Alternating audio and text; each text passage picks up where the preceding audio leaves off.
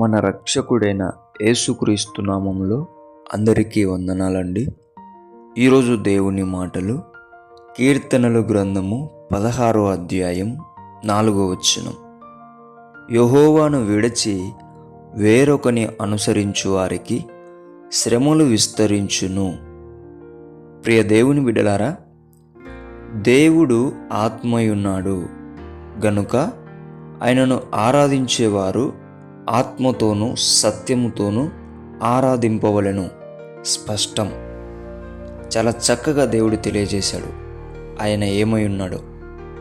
అయితే ఈ రోజుల్లో కొంతమంది సిలువకు మొక్కేవాళ్ళు, సిలువ మీద యేసుప్రభు బొమ్మకు మొక్కేవాళ్ళు, కొనుక్కొని తెచ్చుకున్నటువంటి పటాలకు మొక్కేవాళ్ళు చాలామంది తయారైపోయారు. కారణం ఏంటంటే, తెలియక చేసేవాళ్ళు కొంతమంది అయితే, ఎవరో చెప్పారని చేసేవాళ్ళు ఇంకొంతమంది, ఎవరో చేస్తున్నారని చేసేవాళ్ళు కొంతమంది. ఎవరో చెప్పారని, ఎవరో చేస్తున్నారని, ఎవరినో చూశావని నీవు గనక గుడ్డిగా వెళ్ళిపోతే శ్రమలు ఎవరి జీవితాలలో విస్తరించేది? నీ జీవితంలో. శ్రమలను కొని తెచ్చుకోకూడదండి. జాగ్రత్తగా ఉండాలా. దేని విషయంలో?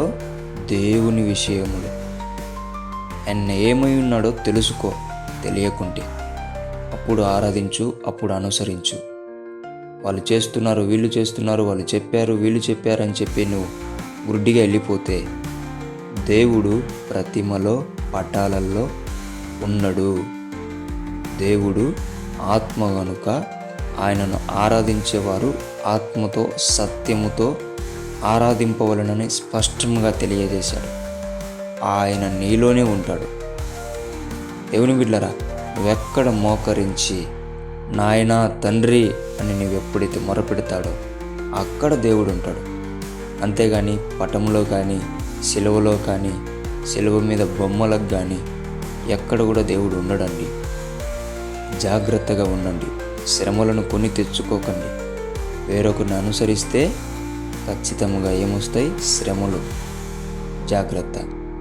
జాగ్రత్త పడి ఆయనను ఆరాధించడం, ఆయనను అనుసరించడం, ఆయన ఎవరు ఉన్నారో తెలుసుకుంటారని మనస్ఫూర్తిగా కోరుకుంటూ, ఆయనను మాత్రమే ఆరాధించాలని మనవి చేసుకుంటూ, దేవుడు ఈ మాటలను మన అందరి జీవితాలలో ఆయనే నెరవేర్చునుగాక. ప్రార్థించుకుందాం. యేసయ్యా, మీకు వందనములు, స్తుతులు, స్తోత్రాలు నాయనా.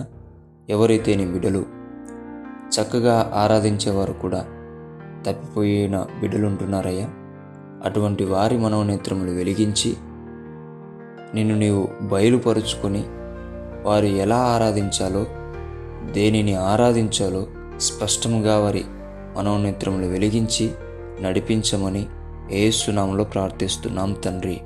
ఆమేన్.